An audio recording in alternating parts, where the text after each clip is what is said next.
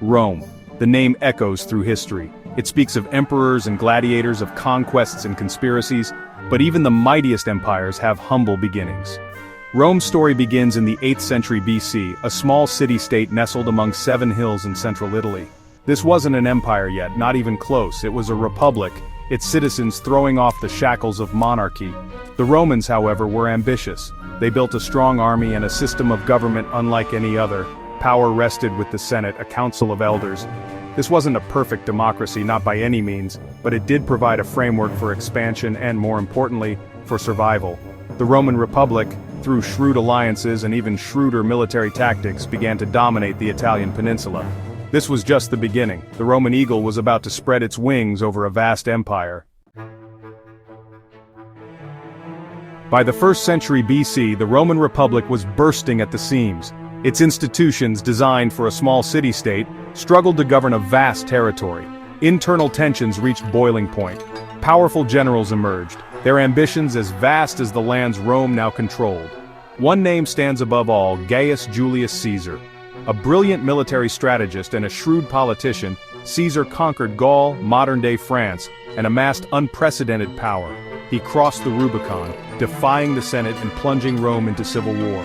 Caesar emerged victorious, becoming dictator for life.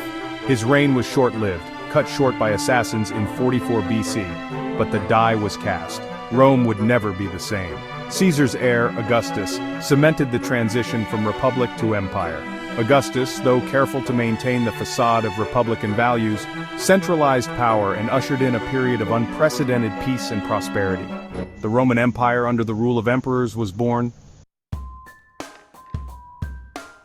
The reign of Augustus inaugurated a golden age known as the Pax Romana, 2 centuries of relative peace and stability. This was the Roman Empire at its zenith, its power unchallenged, its reach vast. From the sun-drenched shores of North Africa to the mist-shrouded hills of Britain, the Roman writ held sway.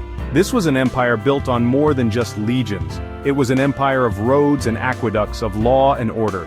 Roman engineers built a network of roads that crisscrossed the empire, facilitating trade and communication. Water flowed freely through aqueducts, supplying bustling cities. And Roman law, a masterpiece of pragmatism, provided a common framework for justice throughout the empire. This was the Roman peace, a peace bought with blood, but a peace nonetheless. Section 4. Cracks in the foundation. But even the mightiest empires are not immune to the ravages of time. By the 3rd century AD, the Roman Empire, once a monolith of power, began to show cracks. The seeds of its destruction, sown during its years of glory, were now bearing bitter fruit. Economic instability, fueled by overspending on the military and rampant inflation, crippled the empire. Barbarian tribes, sensing weakness at the heart of the empire, stepped up their raids across the borders. The empire, stretched thin by internal strife and external threats, struggled to maintain its vast frontiers. In a desperate attempt to stem the tide, Emperor Diocletian divided the empire into 2 halves, the Western Roman Empire and the Eastern Roman Empire. This, he hoped, would make it more manageable, easier to defend. He could not have been more wrong. This division, though intended to save the empire, only hastened its demise.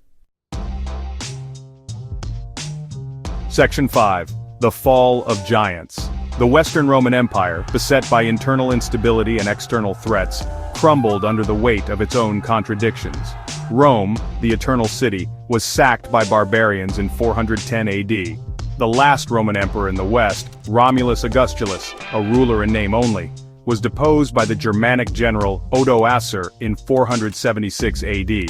The Western Roman Empire, once the master of the Mediterranean, breathed its last.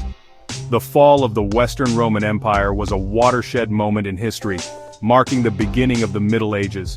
But the legacy of Rome lived on, in its laws, its language, its art, and its architecture. The Roman Empire, though long gone, continues to shape our world in countless ways. Its rise and fall offer valuable lessons about the nature of power, the fragility of empires, and the enduring spirit of humanity.